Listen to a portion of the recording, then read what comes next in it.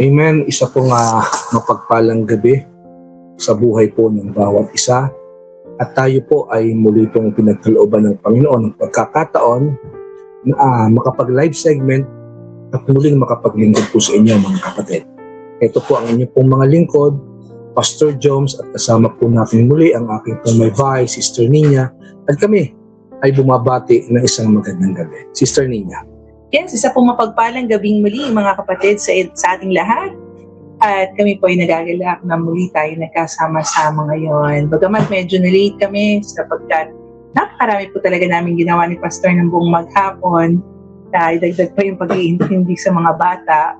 But then nagpapasalamat tayo sa Lord dahil nga binigyan niya tayo muli ng pagkakataon na makapag-live segment, makapagbahagi ng salita niya na may kakainang magbukas ng puso, isipan at ng mga spiritual eyes ng mga tagapakinig, ano po? Kaya naman, ibahagi na po natin ang ating live segment sa ating mga group chat, sa mga Facebook wall, at sa iba pang social media outlets. Ito po ay exclusive na naka-live sa ating Rapture Bride TV Facebook page. At later on, ay i-re-upload po natin muli sa page natin, sa Rapture Bride The Last Hour, maging sa ating YouTube channel na sa Fen at Panea. At kung kayo po ay hindi pa nakasubscribe, kindly subscribe to our YouTube channel sa Fen at Panea. Nandiyan po ang link sa description. Maraming pong salamat. Amen. At ipagpaumanhin po ninyo, gawa ng hindi po tayo natuloy kahapon. Dapat sana ito pong programang ngayon ay kahapon po sana natin ginawa. Nga lang ay dahil nga po sa marami po kaming ginagawa, minsan may mga pagkakataon talagang nakakaramdam po kami ng sobrang pagod. Okay? Kaya naman, salamat sa Panginoon at ito na po yung ika-4 na bahagi ng ating pong pinag-aaralan, ito pong series of teaching na ating pong tinatakel at ito po ay patungkol sa Mark of the Beast 101. At bago po tayo magpasimula ay konting review lamang po mga kapatid para na sa ganon ay inyo pong maunawaan at malaman yung ating pong napag-aralan ng nakalipas. Okay? Ating pong nabanggit yung iba't ibang mga palatandaan na kung saan ito po yung pagpapatunay na ito nga po yung Mark of the Beast. Ngayon, ito po yung pinaka-review po natin. Ito po yung pangatlong points. Okay? Pangatlong bagay na dapat nating maintindihan at maunawaan na ito pong palatandaang ito ay isa sa sinasabi po ng Biblia. Ano po yung sinabi natin nung nakalipas? Okay, ayan.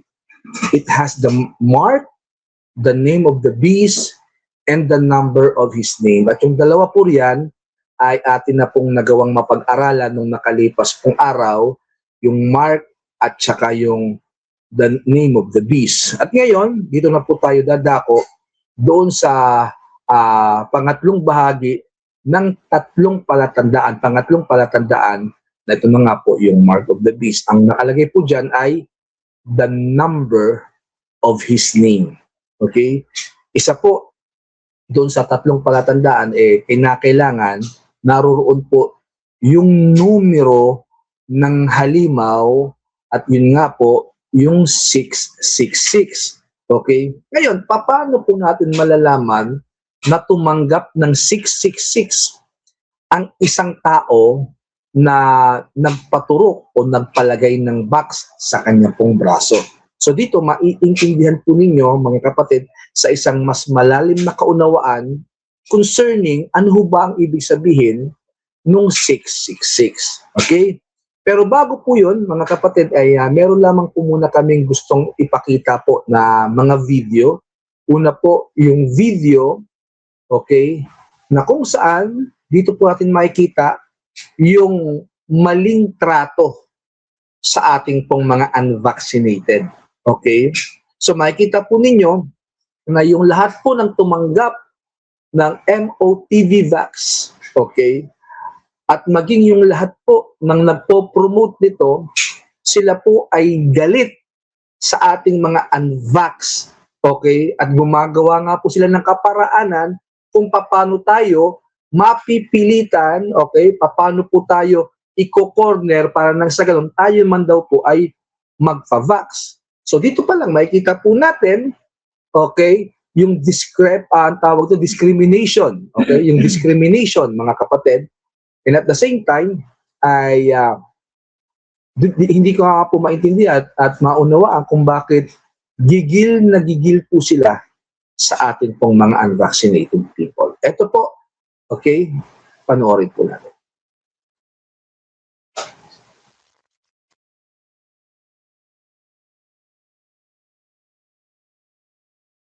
Hindi, mas lumito na.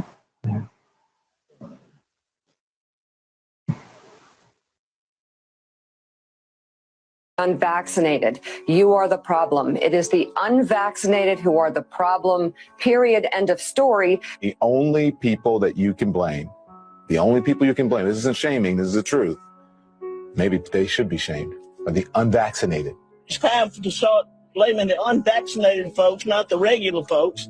Anyone you came into contact with will blame you, as will the rest of us who have done the right thing by getting vaccinated. Because frankly, we know that we can't trust the unvaccinated. I think it's time to get our moral house in order, Anderson. It's the unvaccinated who are the threat. All those vaccinated folks are going to start wearing masks to protect the unvaccinated folks.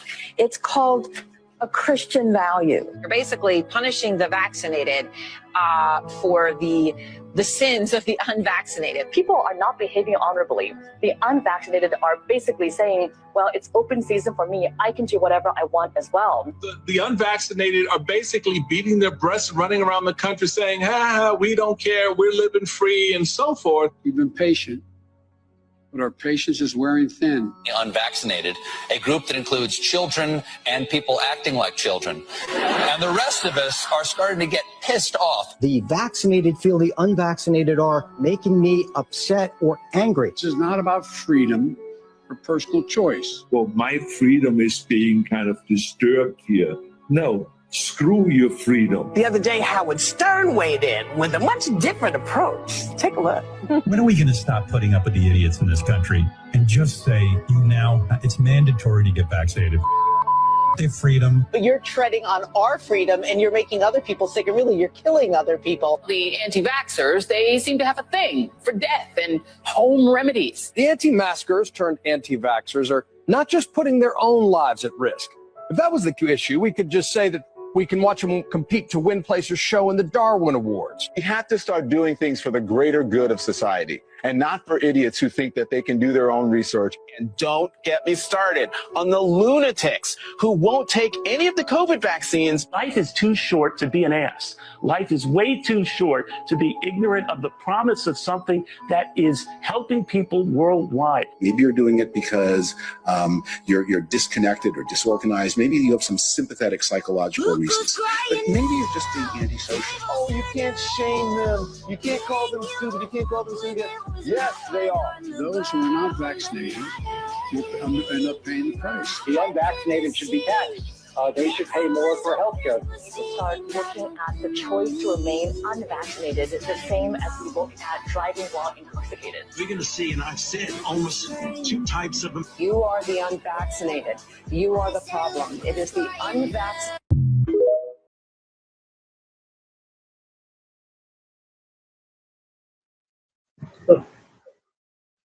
Okay, pwede na ba ako magsalita? Ayan. Pagpaumanhin po ninyo, no, kasi ino-on at saka ino-off po ni Sister Nina yung aming pong mikropono para hindi po maging sagabal at abala dun po sa video na atin pong pinakikita. So dun pa lamang po, makikita po ninyo yung discrimination ng napakarami, okay, patungkol po sa mga unvaccinated people, gaya po natin. Okay, yung mga unvax. Bakit po nila tinatratong ganon? Okay, sinusukol po nila tayo, ino-oppress po nila tayo. Dahil ang gusto po nila, tayo man, ay mapilitan na magpa-vax gaya ng mga tao po ito. Okay? So, ayan po yung ating pong pinakita para lamang po maintindihan kung paano po ginigipit ng mga taong tumanggap ng MOTV tayong mga unvax. Ngayon, pagpapatuloy na po natin yung ating pong pag-aaral at isa nga po doon sa nasabi po nating palatandaan yung number ng pangalan ng halimaw. Okay? Alam po ba ninyo mga kapatid na kung saan sa atin pong DNA, ayan, sa DNA po ng isang tao, naririyan po nakapaloob, okay, yung pangalan ng Diyos. Okay? Bakit po natin nasabi? Kasi ito po yung pinaka-sequence. Okay? Ito po yung sequence ng DNA po natin. Meron po siyang 4 na nucleic acid. Okay? So makikita po ninyo, yung nasa gitna, ayan, 4 po yan. 4 nucleic acids bind the helices together by sulfuric bridges in the sequence of ATCG. Yan po yung sequence ng DNA natin. A, T, C, at saka G. Okay? Ngayon, sa bawat letra pong ito, mga kapatid, meron po siyang katumbas na numerical number. Gaya po nito, ATCG, yung numerical number po niyan ay 10565. Okay? Sana po naiintindihan po ninyo ako. Okay? Ngayon, ito pong 10565 naman ay meron din pong tinatawag na Hebraic numeric meaning. Okay? May katumbas naman po itong mga letra sa Hebrew. Okay? So, sana po nasasabayan nyo ako. Okay? Ngayon, yung 10565, okay, ay may katumbas na Hebrew numeric meaning at yung 10 ay Y, yung 5 ay H, yung 6 ay V or minsan po ay W at yung 5 uli ay H, Yahweh, Vauhe. Yan po yung pangalan ng Diyos, okay, na nakaukit at naka-encrypt sa DNA ng tao. Batay doon po sa sequence ng nucleic acid, okay, na nasa ating pong DNA. Okay? Ngayon, para po maintindihan po ninyo at maunawaan na ito pong DNA natin, meron po siyang 2 strand. Okay? Ayan po, yung nakaikot, 2 strand po yan. Yung isang strand po niyan, okay, ay nagmula sa ating pong mga tatay. Yung isang strand naman ay nagmula sa ating pong mga nanay. Ngayon, sa father side, meron po siyang 72,000 genes doon po sa isang helix. Okay? And then sa another helix, meron na naman pong 72,000 genes from mother side.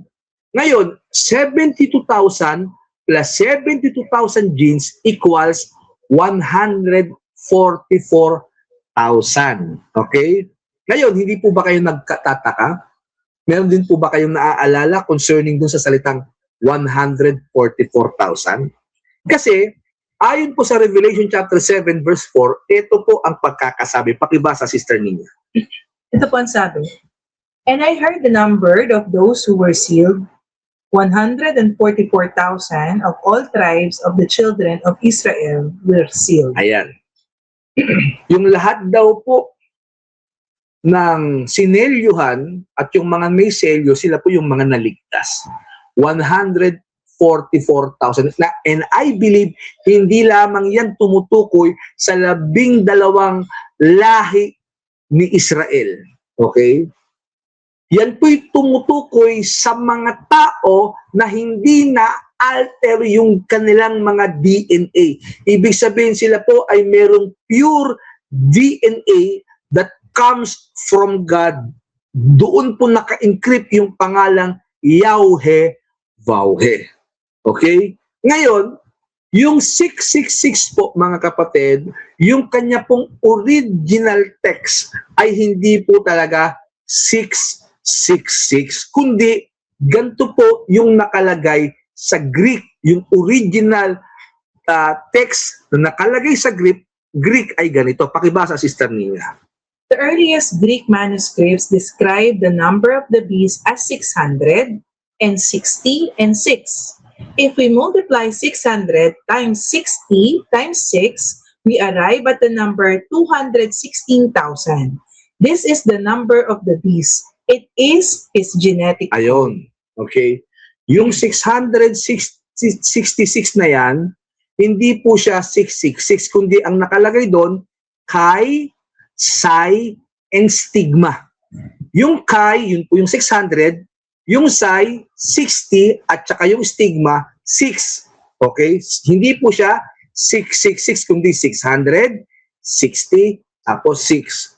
Ngayon, okay, kung atin pong imumultiply yung 600 times 60 times 6, magiging 216,000. Okay? Excuse me, magiging triple helix po siya. Eh, ano po yung ginagawa nito pong MOTV Vax na may synthetic mRNA? Ang ginagawa po niya, dinadagdagan niya ng another 72,000 genes. Okay? Dinadagdagan niya ulit ng 72,000 genes yung mga naunang genes ng ating mga nanay, ng ating mga tatay na parehong tigsi 72,000. Okay? Ngayon, ano pong mangyayari? Kung ating pong i-add yung 72,000 plus 72,000 at another 72,000 genes na nagmula sa synthetic mRNA na bunga ng vax na itinurok sa tao, kung atin po itong i-add, magiging po itong 216,000. At yun po yung DNA code, okay, ng beast. Hindi yung 666, kundi yung genetic code na 216,000. Okay, binago po nitong MOTV Vax yung genetic code ng Diyos. So ang mangyayari, ganito po, imbis na ATCG, Yahweh, okay, hindi na po siya magiging double helix, kundi magiging triple helix DNA na siya. Okay? Ngayon, kung atin pong titingnan, ganito po yung makikita po nating sequence. A, T, C, C, C, G. Imbis na 10, 5, 6, 5 lang, magiging 10, 5, 6, 6, 6, 5. Okay? Yan po yung number ng beast. Okay? Yan po yung magiging tawag rito, yung sequence ng ating pong magiging DNA, mga kapatid. Ngayon, so instead na Yahweh, Vauhe, o Yahweh na pangalan ng Diyos, ang mangyayari, hindi na Yahweh, kundi Yawa na. Alam niyo po ba yung Yawa sa Bisaya? Demonyo. Okay? So hindi na pangalan ng Diyos yung naka-encrypt sa DNA ng tao, kundi pangalan na ng Diablo na may numero ng Diablo sapagkat binago yung sequence ng DNA na instead na maging double helixes, naging triple helixes kasi nadagdagan ng another 72,000 genes mula sa synthetic mRNA na nasa Vax. Okay, kaya nandiyan din po yung sinasabi na number number of the beast, mga kapatid. Kasi yung number of the beast ay hindi po yung literal na 666 na ilalagay sa noo o sa kamay. Yan po'y patungkol sa ating pong mga genetic code, sa ating mga DNA. Naiintindihan niyo po ba, mga kapatid? Hindi yan literal na numero. Yan po'y genetic codes. Kasi ang gusto ng kaaway para ma-alter ang katawan at kaluluwa ng tao, kinakailangan niyang ma-alter yung DNA, alisin, burahin permanently ang pangalan ng Diyos na Yahweh, Vauhe na naka-encrypt sa ating mga DNA at palitan niya ng pangalan ng Diablo. Yun po, yung image, sinatanggal niya yung image ng Diyos sa atin. Okay? Kaya, ito po ang mangyayari. Pakibasa, Sister Nina. Ito pong pagkakasabi dito sa slide. This vax will change the blueprint of what makes you human. Once you let the vax inside your body, it will be irreversible like Pandora's. Ayan, hindi na po siya marireverse pa. Kaya yung mga nagsasabi, salamat kahit papano, nagbibigay ng lakas ng loob, na kinakailangan daw pong ma-detox, okay, yung lahat po ng mga elemento at lahat po ng mga ingredients ng vax sa katawan ay kailangan ma-detox. Hindi na po ninyo ma-detox yan. Irreversible na po yan. Kung paano nagkasala sila Adan at Eva nung kinain nila yung pinagbabawal na bunga ng punong kahoy, hindi na po na i-reverse yung kamatayan. Okay? Hindi na po yun na i-reverse. Kaya sabi ng Bible, sa aklat ng Hebrew chapter 9:27, idinakda sa tao na minsan mamatay. Pagkatapos ay paghuhukom. Hindi na po na-reverse yung kamatayan. Pero ang ginawa ng Lord, mga kapatid, sa pamamagitan ng dugo ni Kristo, sa pamamagitan ng ating pananampalataya kay Kristo, tayo po'y magkakamit ng buhay na walang hanggan. Okay. Ngayon, dun po sa mga tumanggap ng vax, irreversible na po. Hindi na po kayo maaari pang maging tao.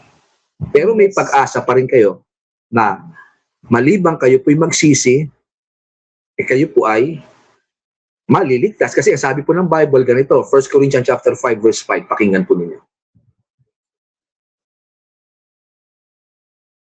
1 Corinthians 5 verse 5, ito po ang sabi ng Bible sa mga tumanggap ng vax. Pakibasa, Sister Nina, para maintindihan ang ating mga kapatid.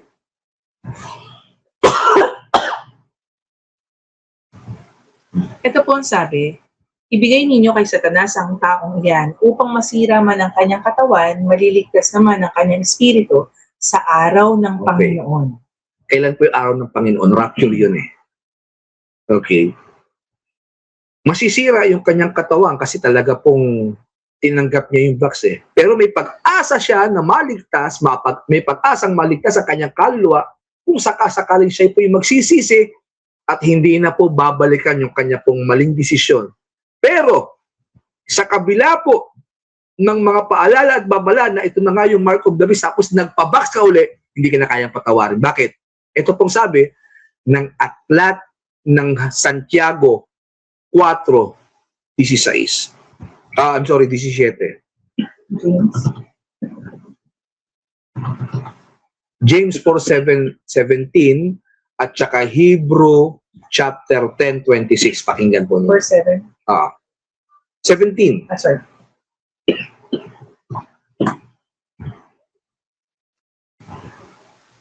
Ang nakakaalam ng mabuti na dapat niyang gawin ngunit hindi ito ginagawa ay nagkakasala. Ayan.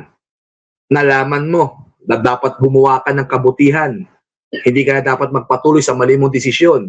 Tinuloy mo pa rin. Nagkakasala ka na. At pag ikaw ay nagkasala at yung pagkakasalang yan ay sinadya mo, wala ka ng kapatawaran. Ito po sabi ng Hebrew 10:26. Okay? Pakinggan po natin. Dito na po papasok yung unpardonable sin sa buhay ng tumanggap ng mark of the beast. Tuloy.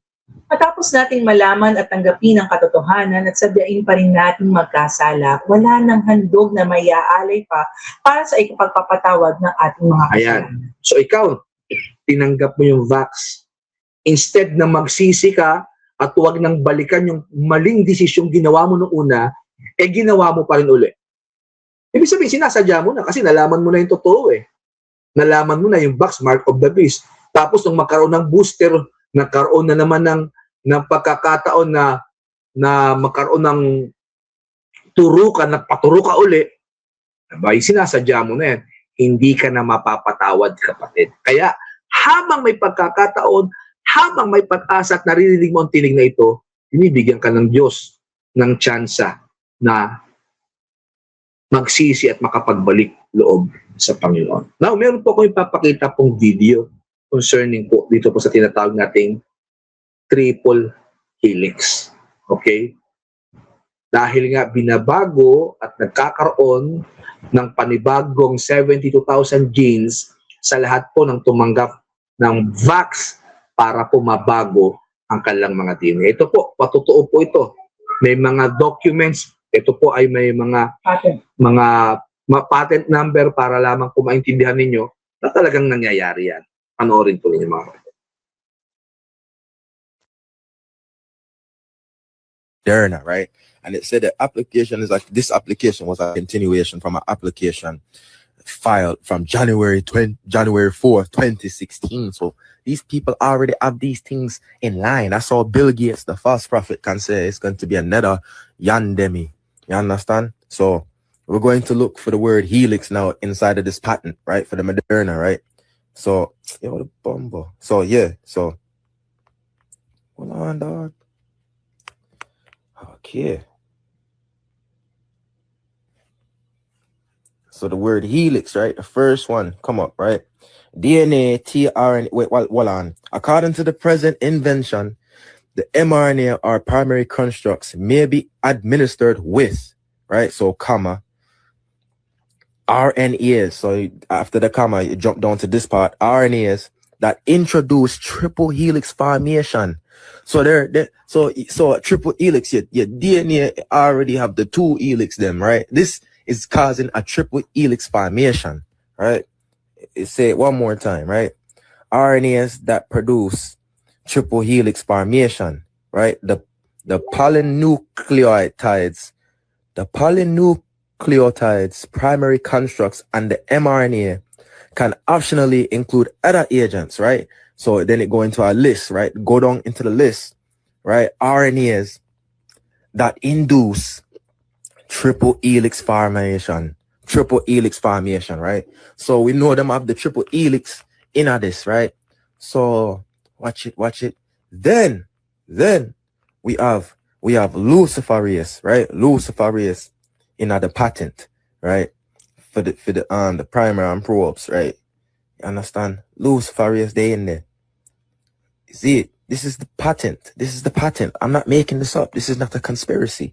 This is what is there, right?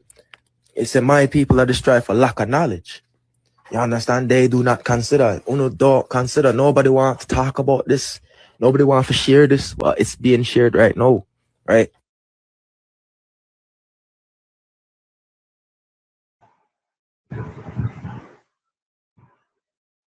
Okay, pinaliwanag po dyan, okay, na may ini-induce o may inilalagay na isa pang helix, okay, at gagawing triple helix yung DNA ng tao. At ayon doon sa report, document po yan, isang patent from Moderna na may luciferase din ang vax, okay? Pero siyang luciferase. Nandoon yung pangalan ng demonyo, nandoon yung pangalan ng diablo, at nandoon yung kanyang kaparaanan para malailagay yung number of the beast kasi nga gagawing triple helix. Mga kapatid. Triple helix, ano po? Okay? Sinabi dyan, to induce triple helix. Okay? Mailalagay yung panibagong strand ng helix para maging triple helixes yung DNA ng tao, at doon po mako-confirm at malalaman na nadagdagan ng another 72,000 gene, kaya magiging 216,000 na po. At yan na po yung mark of the beast. 600 times 60 times 16 times 6, is 216,000.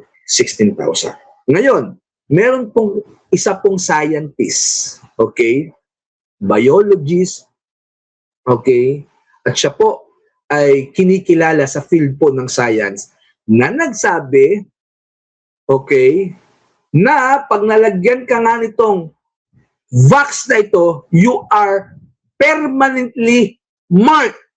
Okay, ito po, si Anthony Patch, mga kapatid.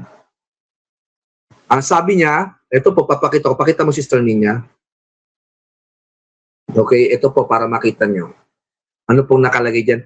The COVID vax is a mark on a person's DNA that their genome has been permanently altered. Ito po, pakinggan nyo ang kanya pong sinabi. Ang ulit yung video ko.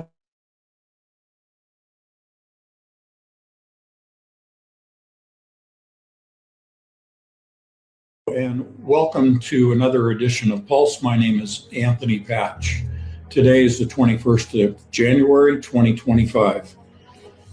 The title of this very brief presentation is COVID-19 Vaccines Are Genetic Modifiers.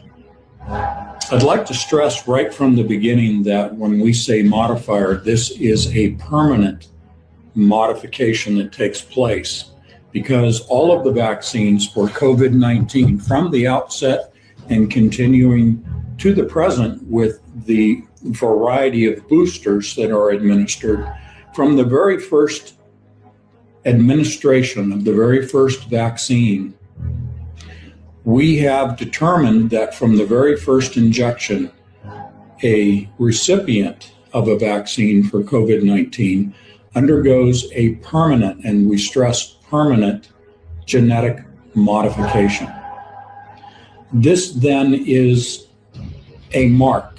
It marks a person as having received the vaccine, and it marks them in the fashion that their permanent modification of their DNA, of their human genome, marks them as changed.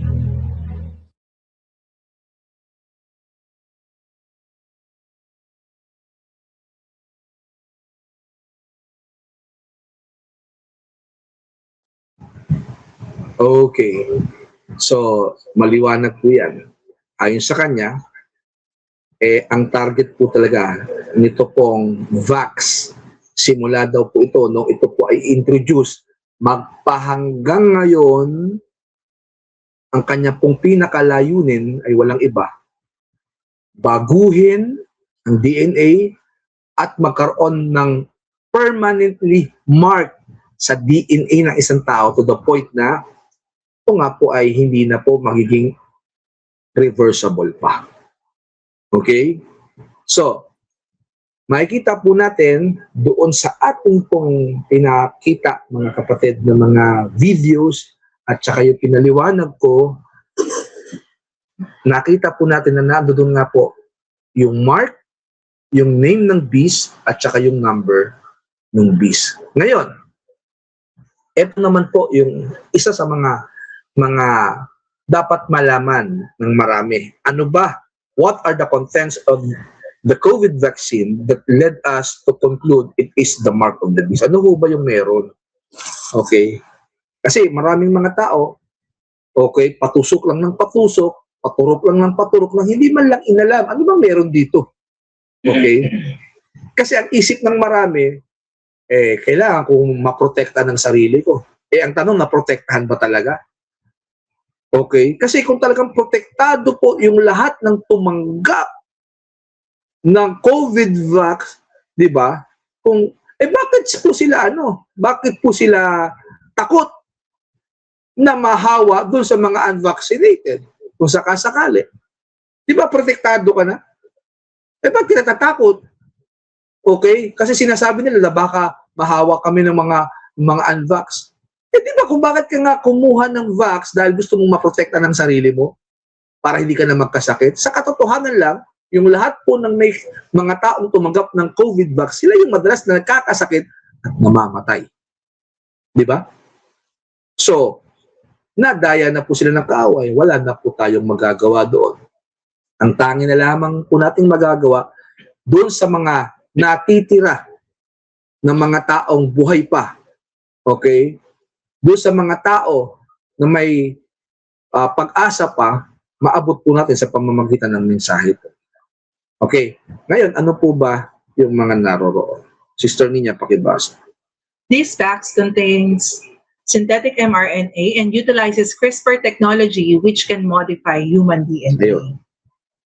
Meron po siyang synthetic mRNA At meron din po siyang tinatawag na CRISPR technology. Yun po yung technology na kung saan kinakat, ini-splice yung DNA at tinudugtungan ng panibagong splice ng DNA mula sa synthetic mRNA. Okay? Ito po yung mga reports way back 2021 or 2022 para po maintindihan ninyo na ito nga po ay may kakayanang magbago ng DNA ng tao. Okay, pakibasa, Sister Nina. Ayon po sa Innovative Genomics Institute, CRISPR-based enhancers of DNA vax for COVID-19. Ayan. Malinaw yan. Tuloy.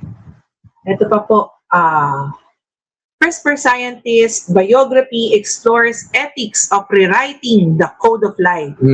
Ayon po sa kanya, the Pfizer and Moderna COVID vax are the first vax to be activated by mRNA. These vax build on a breakthrough of gene editing technology known as CRISPR. Okay? Meron po siyang tinatawag na gene editing technology na kung tawagin ay CRISPR sa pamamagitan ng paglalagay ng synthetic mRNA. Nire-rewrite yung genetic code ng isang tao once na tinanggap niya itong COVID vax na ito. At itong COVID vax na ito, okay, binabago lamang po yung mga pangalan pero same pa rin yung mga ingredients at elements ng mga sinaunang COVID vax. Kung paano, okay, binabago-bago din ngayon yung iba't ibang variant ng coronavirus. Di ba? Pero yun pa rin po yun. Kagaya ngayon, meron na namang panibago, Cicada variant. Okay? Ano po itong Cicada variant? Mula po yan sa isang insekto na napakatagal po bago po siya lumabas. Okay? So, pinapakita lang po nila, kaya nga tawag ng Cicada, from 2020 ngayon, 2026 na, doon na po natin makikita at malalaman yung pinakabunga niya. Okay? Kaya nga po magkakaroon na tinatawag na zombie apocalypse. Kaya mapapansin po ninyo, hindi ko lamang po alam, okay? Pero wala po kasing mga pastor nung mga panahon dahil matagal ko na po pinapangaral po itong zombie apocalypse. Okay? Matagal ko na pong tinuturo na magkakaroon po ng zombie apocalypse according sa Biblia. Amen.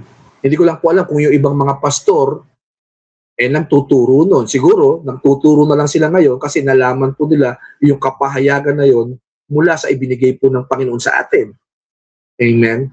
At salamat dahil nai-spread na rin yung katotohanan na magkakaroon talaga ng zombie apocalypse. At ang pagmumula niya na walang iba kundi yung mga taong tumanggap ng vax. Okay? Pakibasa yung mga susunod na report, Sister Lee. Ito po ang sabi dito, mula sa Biotechnique, sabi po dito, feature journal article, CRISPR versus COVID-19, how can gene editing help beat a virus? So, dito pinapakita talaga na meron gene editing. May gene editing. Oo, yung vax, no? At yung gene editing na yan, mga kapatid, yung gene editing, nagiging gene therapy. Bakit? Kasi nga, matagal po yung proseso. Kaya nga ang tawag ngayon, di ba, doon sa variant, Cicada variant. Bakit? Ngayon nila makikita yung naging proseso, yung bunga ng proseso na yun. Okay? Ngayon nila po makikita at mapapansin. Okay? Tuloy mo, Sister Nina. Ito pa po. Sabi po dito sa Fierce Biotech, Stanford team deploys CRISPR gene editing to fight COVID-19. It's really a gene editing tool. Gene editing po yan para po mabago ang DNA ng tao. Okay? Ngayon, meron po kami ditong video mula po kay Dr. Shoemaker. Okay? Sabi niya,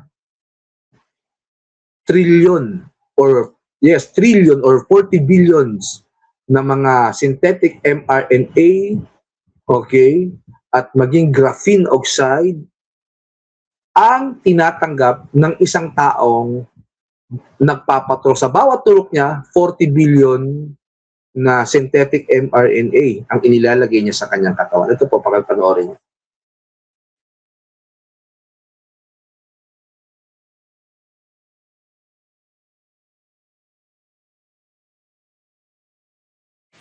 These folks put inside the slippery particles, they put the mRNA, each in an individual mRNA strand inside what's called a nanoparticle, which just means it's really tiny and really slippery. And these really tiny slippery particles can go into the brain, they can cross into the ovary, they can cross into through the placenta, into the fetus, they can go anywhere. They can go to the testicles, they can go to the heart, the spleen, the immune system, and they do go everywhere. And here's the number. The number of slippery particles with mRNA spike protein generating crap in them is 40,000 billion. That's how many mRNA blueprints go into everyone's arm every 3 to 6 to 9 months. Thank you, Mr. Trudeau. Every 3 to 6 to 9 months, you want to put in 40,000 billion mRNA messages that will harm your immune system, knock down your T cells, make you look more likely to get cancer, and kill you outright if you're unlucky in the first 6 months. So, I know I'm a bit dramatic at the moment.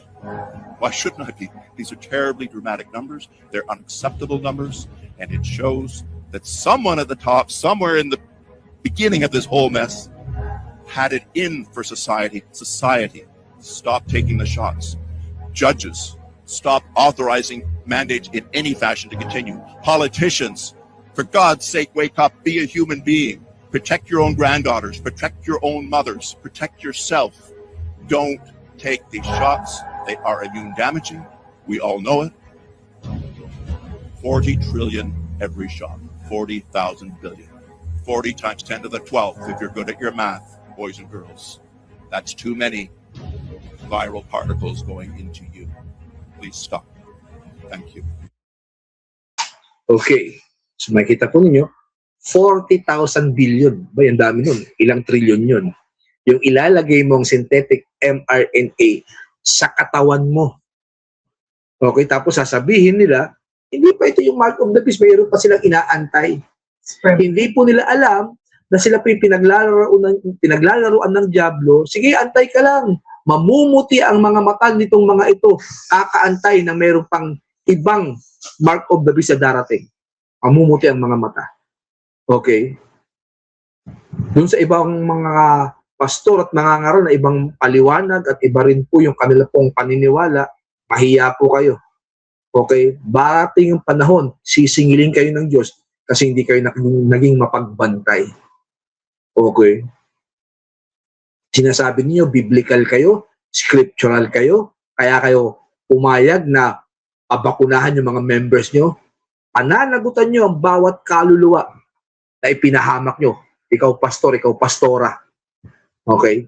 Ikaw mangangaral. Mananagot ka sa Diyos. Doktor pa yung nagsasabi niya? Bro mo, ang nagsasalita, doktor ha? Hindi po pipitsuging tao. Yes. Doktor, mga siyentipiko. Tapos sasabihin ninyo, sarili kong paliwanag. Okay? Eh kasi nga, kung bakit ganyan lang pangunawan nyo, kasi kayo mismo, hindi nyo rin kaya maipaliwanag. Okay? Kung ano yung totoong sinasabi ng Bible concerning sa mark of the beast. Okay? So, ito pa po yung meron sa COVID vaccine. These vaccines contains a nano-wireless sensor network. Ayun. Meron din siyang nano-wireless sensor network. Ito ang dahilan, bakit pag nagbukas ka ng Bluetooth, okay, maraming mga random MAC addresses ang nasasagap. Dati wala. Meron ba dating ganyan? Nung wala pa pong COVID vax na in-implement na tanggapin ng lahat ng tao sa buong mundo, kahit ilang beses mong buksan yung Bluetooth mo, maliban na lamang, okay, may nagbukas din ng Bluetooth, okay? May nagbukas din ng kanilang mga MAC addresses, tsaka mo lang masasagap. Mga wireless devices. Okay, yung mga wireless devices. Pero bakit ngayon, nung magkaroon po ng COVID vax, pag pumunta ka ng palengke, pumunta ka ng mall, pumunta ka ng munisipyo, saan ka lugar pumunta, pag binuksan mo ang Bluetooth mo, may nasasaga. Bakit? Sabagat merong nano sensor network. Okay? Wireless nano sensor network. Ang mga nasa taong tumanggap ng vax. Okay? So, anong nakalagay yan, Sister Nina? Ito po si Professor Dr. Pablo Campra ng Madrid. Siya po ay gumamit siya ng micro-Raman spectroscopy para makita yung laman ng vax o kung ano yung content ng sealed vax. At nakita nga niya po na meron po doong graphene. At doon po, nakita niya po rin na meron pong wireless nanosensor network. Pwede po natin panoorin yung kanyang video. Go ahead, Pastor. Kasi meron ako nabasa kasi rito, pwede ba natin tong ano? Yan po yung... hindi ko po alam kung babasahin po muna natin.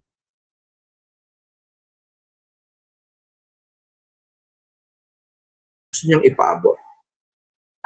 Putol po kasi yan kapag halimbawa po I'll try po dito sa mismong comment section.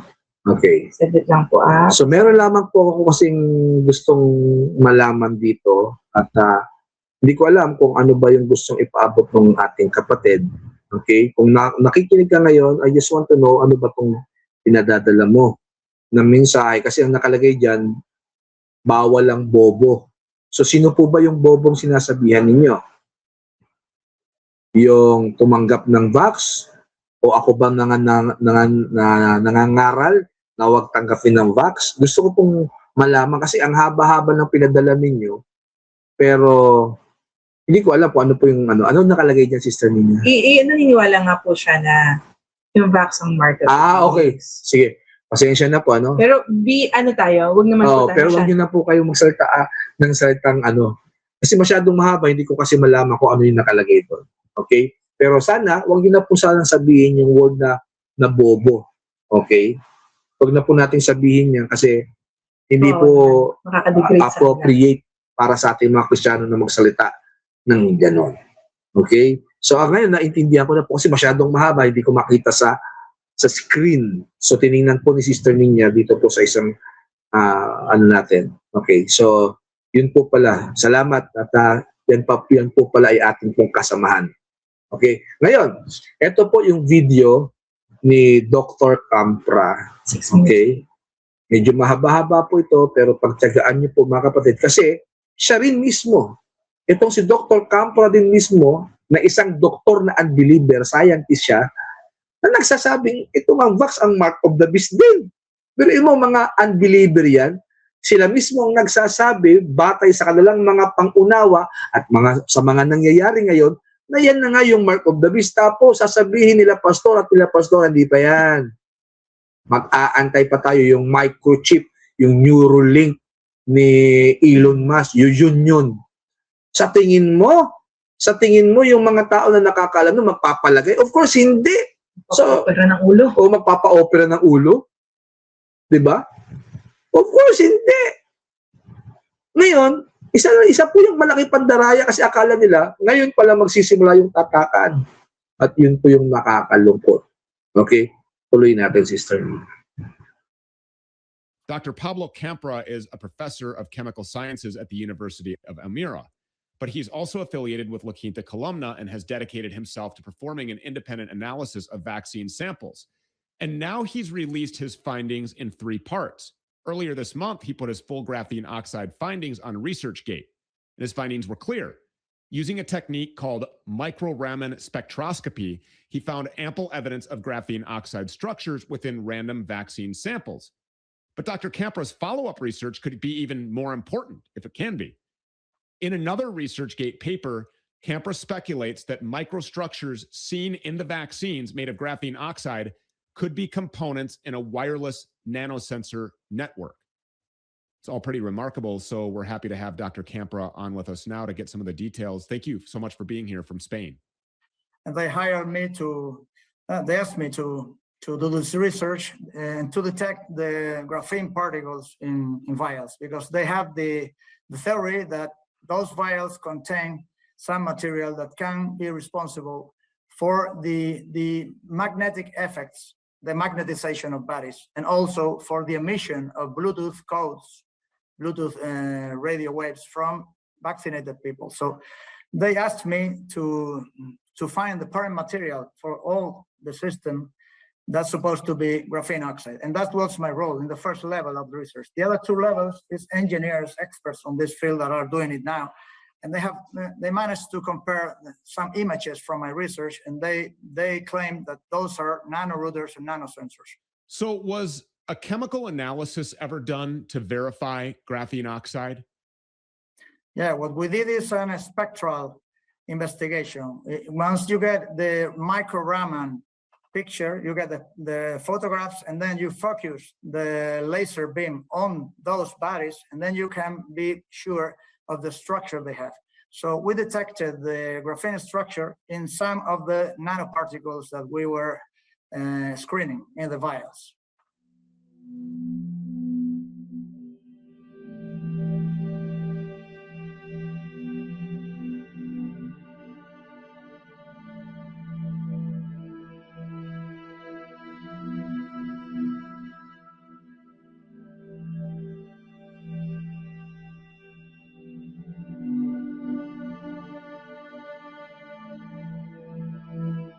Why do you think it's so important that graphene oxide is exposed? I mean, obviously it's a toxic substance. Why do you think it's in these vials?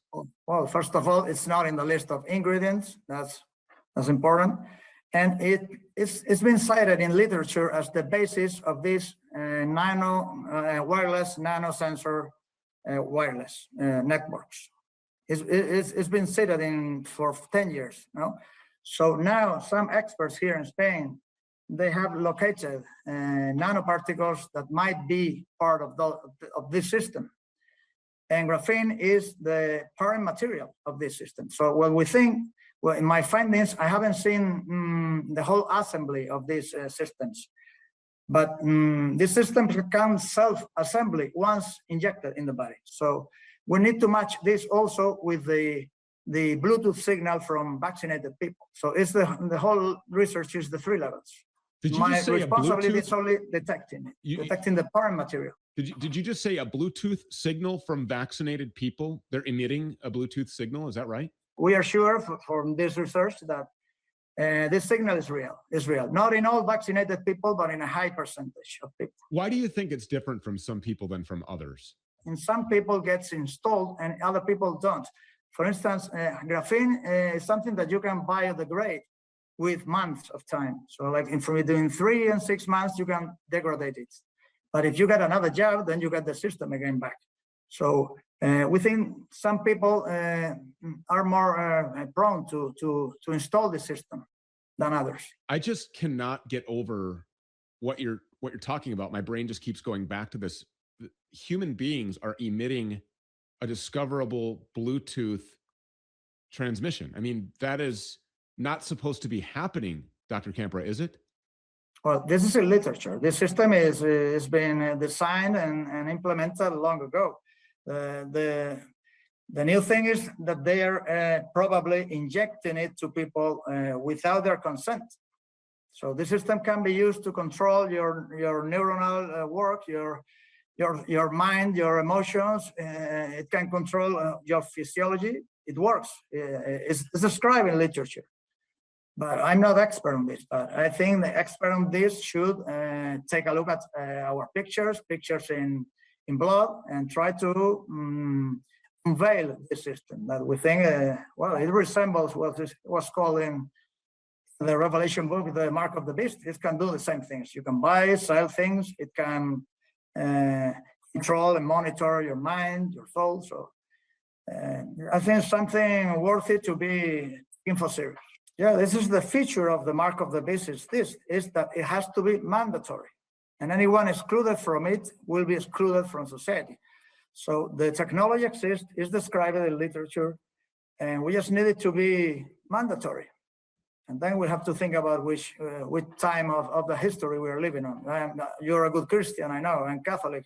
And we know this time is unique in history. So we think we might be very near to unveil this mark.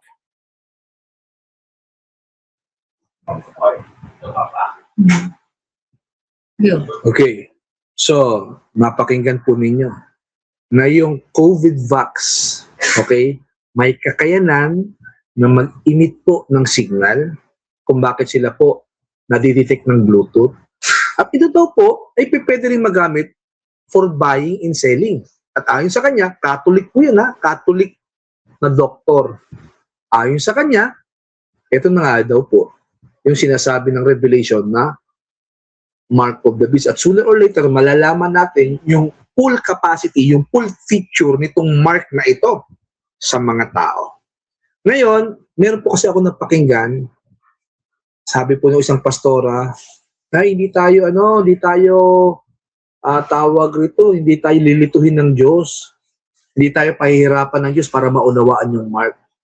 Hindi naman po talaga kayo pinapahirapan at hindi kayo nililito. Kayo lang ang nahihirapan na umunawa at kayo lang din ang nalilito sapagkat ayaw nyong mag-aral ng salita ng Diyos, ayaw nyong matuto. Okay, kung bakit para sa inyo nakakalito. 'Di ba? Ano pong sabi ng aklat ng Kawikaan 25 verse 2? Pakinggan po ninyo. Simulan natin siguro verse 1 hanggang 2. Kawikaan 25, 1 and 2. Ito po ay patungkol, okay, doon sa mga sikreto ng Diyos na dapat inaalam.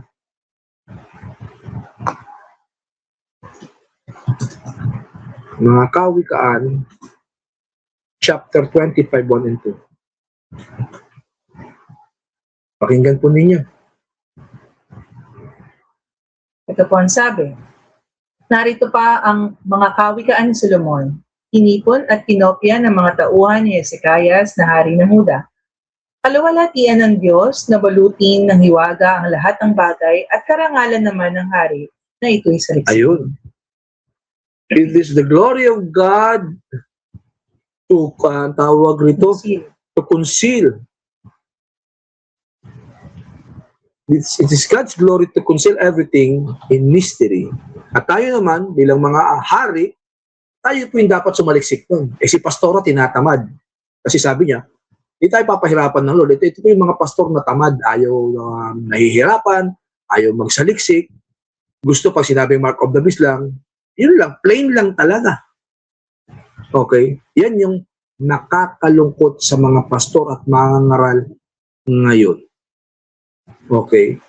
Sabi po ng Bible nung panahon na sa ano ata yun, sa Matthew 13, na kung saan si Kristo po ay nagsasabi ng mga talinhaga.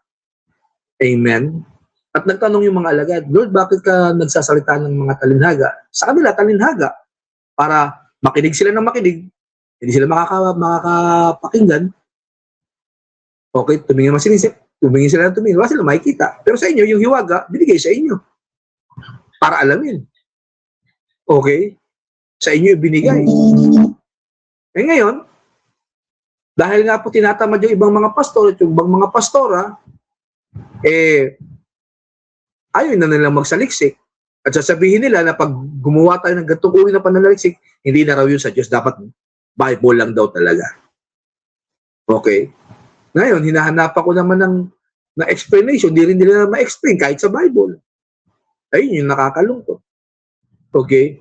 Now, meron pa po kaming video na ipapakita na kung saan. Dito po sa video na ito, ay ito po yung dark field microscopy na nag-reveal yung mga nanoparticles sa katawan ng isang taong tumanggap ng vax. Okay? Panoorin po natin.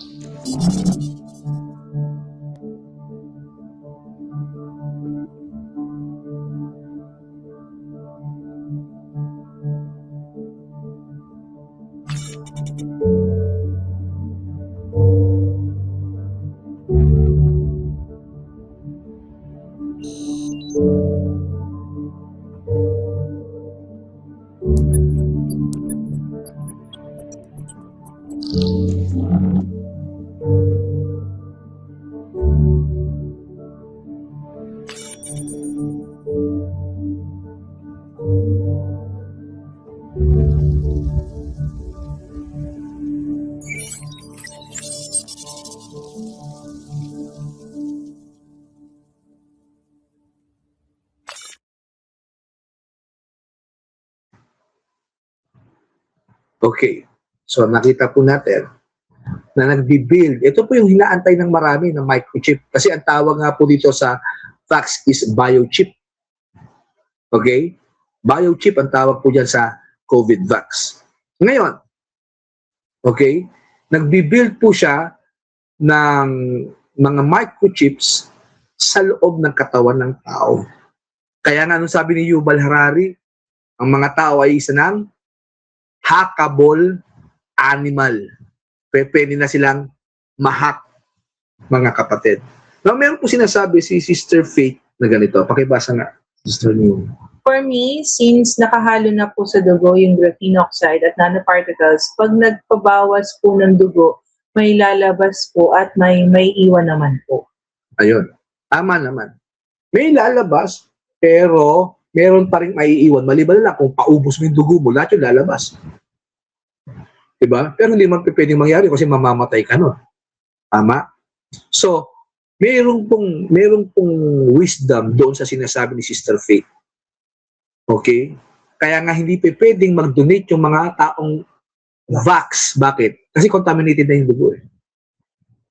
Okay? Kaya nga ang hinahanap-hanap ngayon na magdo-donate ng dugo tayo pong mga unvax.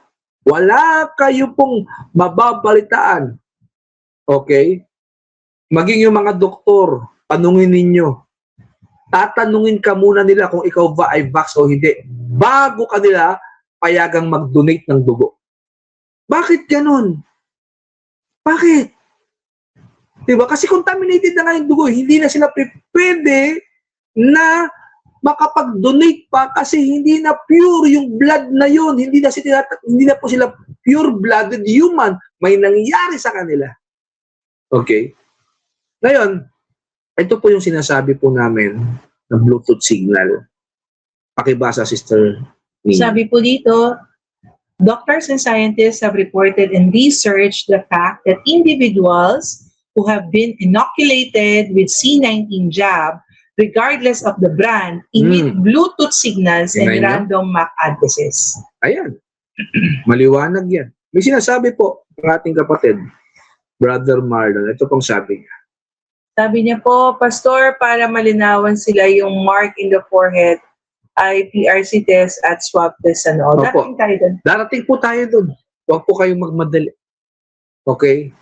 Kasama po yun sa slide. Pinapakita ko lamang po dito, okay, yung mga components, yung mga elements na nakapaloob po sa box na tinanggap ng marami. At yung elements na nasa box, same components and elements na nasa PCR test. Okay? Pareho po sila. Kaya po, yung inilalagay naman dito sa ilong, yung tinatawag sa na nasal cavity, yan naman yung mark on the forehead. Hindi kasi talaga forehead yun dito eh. Pag tinignan mo sa Greek. Okay? Pero, tsaka po natin ulit pag-aaralan nyo. Kasi mahaba po itong series na ito. Sobrang haba po nito. Pag ako nga po ay nagturo, okay, buong araw kulang pa. Okay? Dahil mahaba pong usapin ang patungkol sa mark of the beast. Pero yung iba, kila pastora, kila pastor, simple lang yan. Hindi na tayo pahihirapan ng Diyos para unawain yan. Ayun nga po yung mga taong tamad na mag-aral at magsaliksik ng Word of God. Ngayon, ito po, yung media access control o yung tinatawag nating MAC addresses na nakikita pag binubuksan natin yung mga Bluetooth, okay, mga random MAC addresses. Dati ba may ganyan? Wala. Pero ngayon meron na. Sister Nina. Okay po, ito po, papariwanag ko lamang po. Kasi yung sinasabi ni Pastor na MAC addresses, yung mga, kapag nagbukas ka ng Bluetooth, automatically, kapag halimbawa ang device mo ay wireless, automatic may pangalan yun para malaman mo kung yun ba ay Bluetooth device na dapat kang mag-connect. So, dito kasi sa panahon natin ngayon, random MAC addresses lang. Yung mga makikita nyo puro number. So, yung nakikita nyo 3 random numbers and letters sa unahan, which is yung color yellow, yan yung organizational unique identifier. So, ibig sabihin, yung mga may company-owned, meron kasing isang website na kung saan pwede mong i-search yung MAC address para malaman mo kung kaninong company sakop yung device na yon na nabasa ng Bluetooth cellphone mo. At yung 3 naman na kulay blue ay network interface controller specific. So kapag sinearch mo ito doon sa website na kung saan MAC address search, malalaman mo dapat yung company. Pero mostly, nang nadidetect nila, may documentary tayo nun, which is napakahaba nun, hindi ko mapapalabas ngayon, pag sinearch mo yung MAC addresses, walang lumalabas na may-aring company. Which is, yun po ay dapat regulated, na dapat alam kapag sinearch para malaman mo kung anong company. But this time around, yung mga MAC addresses na yun, walang may-aring company. Walang lalabas. Yun po yung nakakalungkot. Nasa batas po yan, ha? Yan yung mga MAC addresses po na yan. Dapat, yan, yung organizational unique identifier, dapat naka-record lahat ng company. Pero since yun, I don't know. Ano pong nakalagay dito? Ito po ay kay Lou Angelin. Ano pong sabi niya? Yun po, yung mga, nag-reply lang po siya. Na wag matakot, kaya panawagan, magpalinis sa dugo. Ayun, tama po. Okay, salamat po. Ngayon, tuloy po natin, mga kapatid, kasi mahaba-haba po ito. Ito po ay documentary naman po. Opo, mahaba po ito. Siguro ipapaskil ko na lamang po ito sa aming page para makita niyo po yung documentary kung saan patungkol po ito sa scientific proof na yung mga the VAX emit a Bluetooth signal IOB nano network. Ayan. Kung mapapasin niyo po, nakalagay dyan, we will play the video during lunchtime kasi ito po yung ginagamit naming video. Pag kami po ay nagko-convention. Mostly kasi, pagkatapos ko pong magturo ng umaga, so meron pong lunch break. So pinapakita po namin habang kumakain yung mga tao. Okay? And then afternoon, second session naman ng hapon. Tuloy-tuloy po yun. So yung iba, 2 araw, 3 araw yung aming pong ginagawang convention kasi nga hindi po ito kayang tapusin sa loob lamang ng 1 araw. Lalo na sa mga evidences. Opo, lalong-lalo na sa pagbibigay po ng mga evidences. Kaya nga po, noong mga panahon na yon, tayo po ay nagkakaroon po ng convention. Kaso nga lang, may mga pagkakataong hindi rin natutuloy yung convention dahil nga yung iba po talagang sobrang na talagang layo. At yung mga pastor, minsan sila rin yung nagka-cancel. Okay? Pero gayon pa man, tuloy pa rin po yung ating pong ginagawang end-time convention. Okay? Lalong-lalo na po sa mga oras at pagkakataong ito dahil nga kinakailangan po talaga nating maabot ang napakaraming mga born-again Christian, mga pastor at mga ngaral para malaman ito po katotohanan ito. Sister Nina. Okay, mapapansin niyo po, Pastor, ngayon, nagagawa na po namin ni Pastor na ilagay ito sa social media platform like Facebook. Kasi dati binaban tayo kapag hindi ko lang po alam pagdating sa YouTube. I'm not sure kapag in-upload namin to sa YouTube, baka ma-delete na naman yung YouTube channel namin. So, inahadlangan, sinisensor tayo. Tsaka wala po kayong mababalitaan at wala pong pangyayari ngayon lamang na pag nagsalita ka about VAX, kumontra ka about VAX, tatanggalin ang YouTube channel or Facebook page mo. Bakit ganon? Kasi nga, Yan nga yung mark of the beast. Ayaw nilang malaman. Ayaw nilang malaman. Pwede ka nga magsalita. Digital ID, pwede mong sabihin. Di ba? Microchip, pwede mong sabihin. Pero pagdating sa vax, hindi natin pwedeng sabihin ng buo. Bakit? Kasi nga, bini-video control kasi ayaw na lang malaman ng katotohanan na ito na nga yung mark of the beast. Hindi po ba kayo nakakapansin? Doon sa mga bulag na hindi nakakaunawa ng katotohanan, hindi mo ba napapansin bakit sinisensor yung mga salita na may patungkol sa vax? Bakit? Kasi yan nga talaga yung mark of the beast, lalo na yung mga katuwang kagaya nito. Pero nyo, hindi na po lumago-lago yung page natin. Dating ang 28K yan 27 na ngayon. Pabawasan, no? Bakit binawasan? Ito pong mga fake checker na ito. Bakit? Kasi nga nagsasabi tayo ng totoo. Okay? Ayaw nilang i-allow na dumami tayo kasi mai-spread yung katotohanan. Mai-spread. Ganun po katindi yung ginagawa po ng ating pong Facebook page.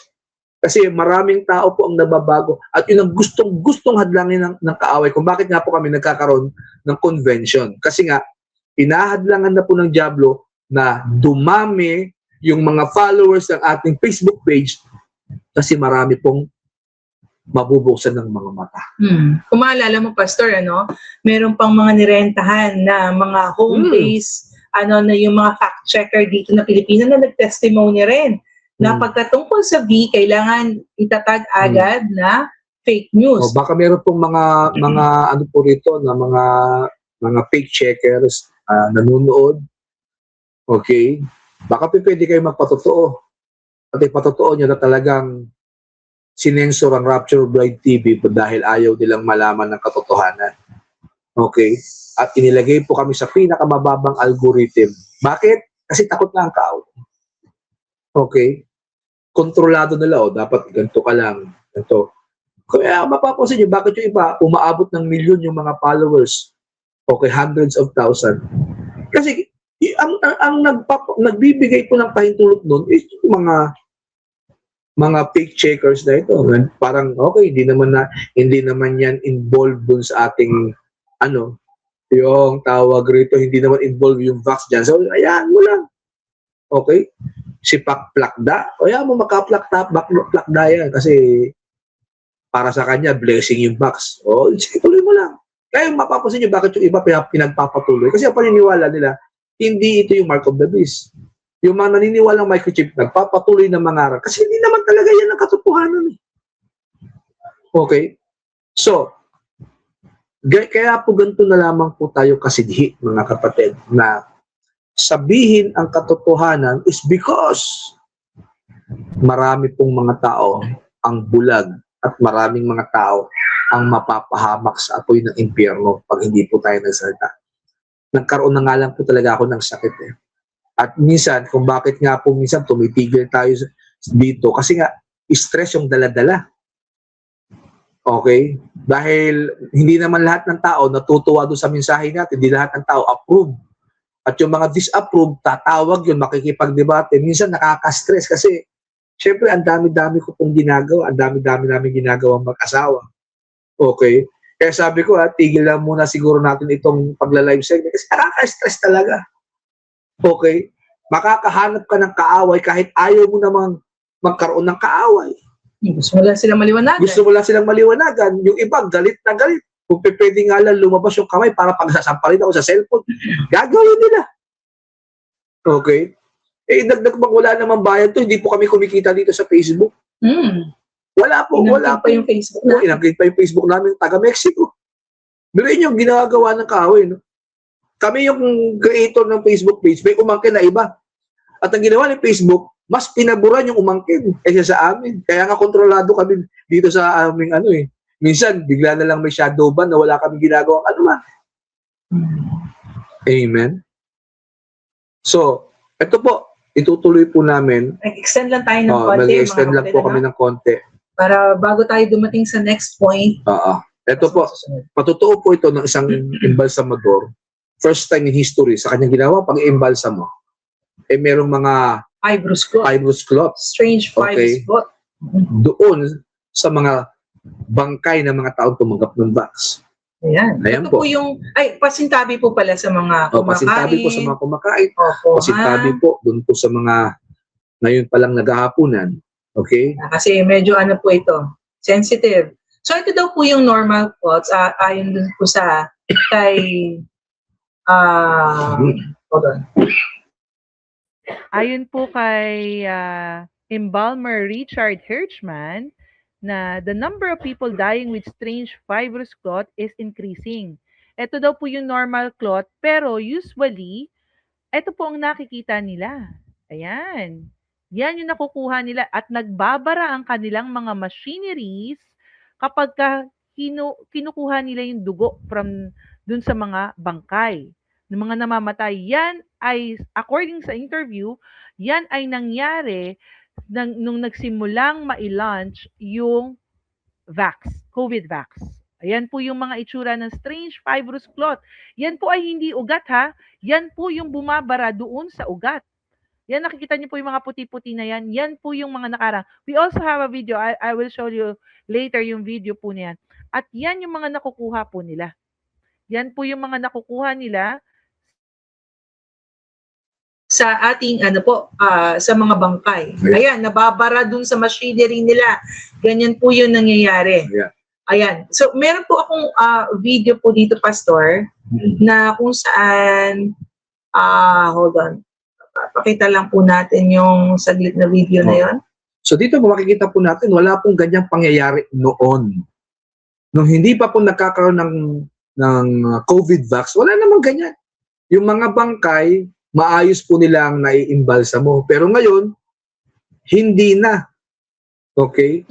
May kasabihan nga po sila parang kung ano yung dumating doon sa embalsamo, mananatili na lang doon yung story parang lang ganun. Tama.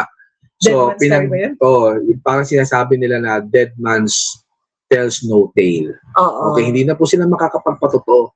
At ito pong yung ibang embalsamador, after pong magpatotoo nitong embalsamador na to, pinagbawalan na pong magsalita. Okay? Pinagbawalan na pong magsalita yung mga ibang embalsamador. Buti na lang kahit papano, meron pong naging matapang na maghayag.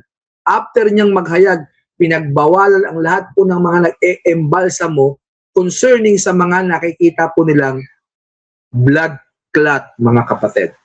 Okay? Ayan yung video. Okay, ito po yung video. Pasintabi po muli ha, kasi ito po, sa ugat to, mismo lumabas. Okay, mas malaki ba yan? This is the iliac artery. And this clot coming out of the iliac. Normally, we don't see clots in the iliac, in an artery. Usually they're in veins. Oh my God. And I'm probably not going to be able to get it all.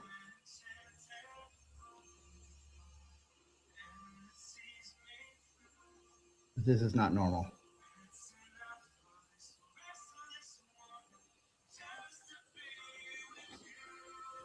Look at the size of this one.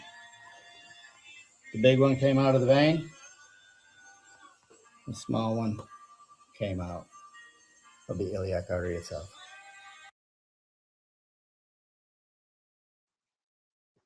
Okay, so nakita po ninyo, no? Yun po yung bangkay na kung saan tinatanggal nga po yung mga blood clot. Okay, hindi pa po nangyayari yan. Nangyari na lamang po yan, gawa nga nagkaroon po ng malawakang COVID vax implementation sa lahat po ng tao. Ngayon, meron po isa rin pong doktor, si Dr. Ana Mahalisea. Patotoo niya po ito, concerning din po sa COVID vax na siyang mark of the beast. Ito po, panoorin po ninyo. Dito po siguro tayo magtatapos.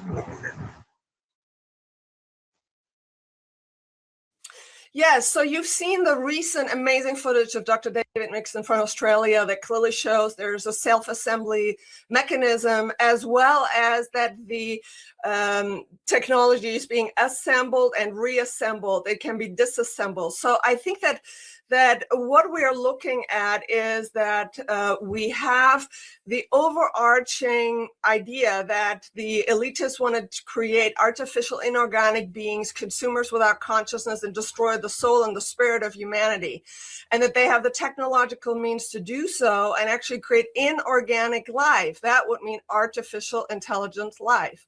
So what we found in regards to also the patent that were describing that there's Q dot, for example, there's hydrogel in these vials, and then the research of 26 teams that show that there is metal nanocontaminants and many other things in there. So once we're looking at this and we see that there's self-assembling nanotechnology, we have to ask, well, what is this about? And clearly the idea of interfacing human beings with the Internet of Things by inserting nanorouters and nanotechnology and hydrogel is one way that this can be accomplished. And we need to take this very seriously because clearly what we're seeing needs to be explained. And then the next thing really is that a lot of people think about the shots as genetic engineering via mRNA. But if there's no mRNA, then how is the genome being engineered? And what people are not looking at is that the hydrogel contains carbon nanotubes. And these carbon nanotubes mimic microtubules in the brain. And microtubules actually contain the thermodynamic evolutionary information of humanity over the last, billions of years in regards to the evolution of the universe.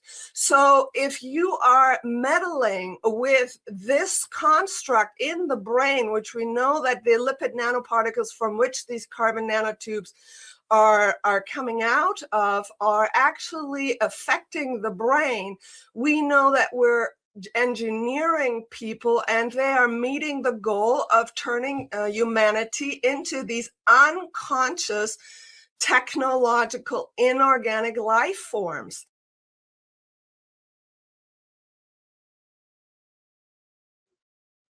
Okay, narinig naman po ninyo.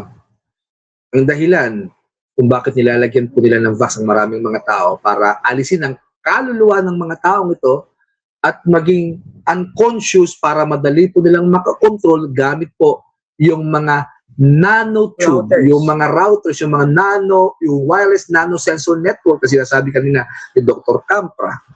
Okay, at ngayon, pinatotohanan ni Dr. Ana Mahalisea. Okay, para sa kanya, iniaalis, tinatanggal yung kaluluwa. At pag tinanggal yung kaluluwa, of course, yun po yung madidemon possess. Ibang kaluluwa, ibang espiritu ang papasok doon. At yung espiritu ng demonyo, of course, madali pong makokontrol yun ng Antichrist. Kasi kasama niya yun, kakampi niya yun. Okay? Tapos sasabihin ninyo, hindi ito yung mark of the beast. Nagtatanggal ng kaluluwa ng tao. Malinaw na sinabi yan ni Dr. Mahalisea, nag-aalis ng consciousness. Kaya magugulat po kayo, di ba yung iba tuliro, tulala, may naririnig na boses, kontrolado, kagaya po na nangyari sa Korea nung ang daming namatay kasi pumasok sila doon sa isang masikip na daan. Bakit sila papasok doon? Okay, yung iba tumatalo, nagpapakamatay nang walang dahilan. Yung iba bigla na lang mananaksak, bigla na lang mananaga, bigla na lang mamamaril. Bakit? Kasi wala na yung kaluluwa nila, may kumokontrol na po sa kanila mga kapatid. They thought na okay pa sila. But someone is already controlling Yes, them. yun ang isip nila, okay pa. Pero meron na po silang, meron na pong bagay na kumokontrol sa kanila. It will change them.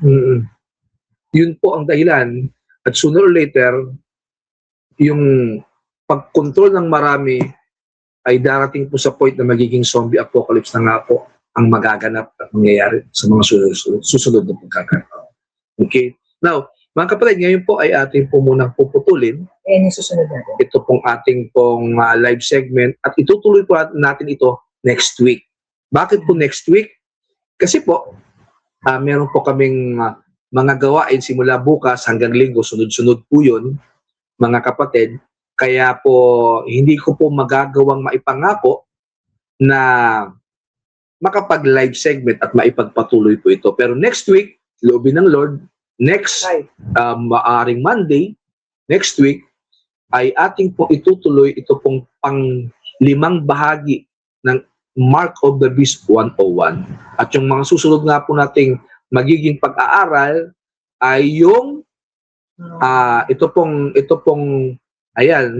COVID vaccine ay meron din pong graphene oxide. Ayan, ipaliliwanag rin natin yan. Okay? So maraming salamat po sa inyo pong panahon na iginugol para pakinggan ang ating pong pangangaral at mensahe. At bago po tayo tuluyang pong magtapos at magwakas, bago po dumako sa pananalangin, yung mga kapatid natin na gusto pong sumuporta at tumulong sa ministry, meron po tayo dyan. Okay, yung ating pong GCash account at bank account para po makapagpatuloy po tayo. Di po ba, sabi nga po ng Biblia, wag po nating bubusalan yung bakang nanginginain. So, kung sakasakaling nabibless po kayo sa aming pong ginagawang pagkatalakay ng Mark of the Beast, maging daan din po nawa kayo ng blessing po, okay, ng ministry, okay, at maging ng lingkod ng Panginoon. Yaman din lamang kami pong mag-asawa ay full-time po dito. Amen. So, maraming salamat at tayo po ngayon ay mananalangin. Pangungunahan po tayo ni Sister Nina sa isang maiksing panalangin bago natin i-close ito pong ating pong live set. Sister Nina. Yes, tayo po lahat ay yumuko at manalangin. Aming Diyos na makapangyarihan sa lahat. Lubos kami nagpapasalamat sa iyo sa natatapos na gawain ngayong gabi. Napag-aaral lang yung mga salita. Lord God, patuloy mong i-reveal ang katotohanan sa puso ng at isipan ng bawat isa na maging daan ng kanilang pagsisisi at pagbabago. Lord, we don't mean to condemn them. We want them to understand your words so magkaroon sila ng pagkakataong makalapit at makapagsisi sa'yo. Ama, dalangin ko na ikaw po ang humipo at humawak sa puso ng bawat isa. Sila man, Panginoon, ay nalagyan ng marka o hindi. Lord, ikaw lang naman po ang nakakalam at ikaw lang ang patawad sa buhay ng bawat isa. Kaya itinataas po namin sila sa iyong lahat. Dalangin ko na patuloy mong bigyan sila ng kagalingan, kapayapaan, at revelation na nagmumula sa iyo. Maraming po salamat sa iyo, Panginoon. Itinitiwala po namin sa iyo ang lahat ng bagay. Sa iyo po pinakamataas sa papuri, luwalhati at pagsamba. In Jesus' name we pray. Amen. Amen po. Hanggang sa susunod po na linggo, kita-kita po tayo. Maraming salamat. Ito pong mga lingkod niyo, Pastor Jones and Sister Nina. God bless po.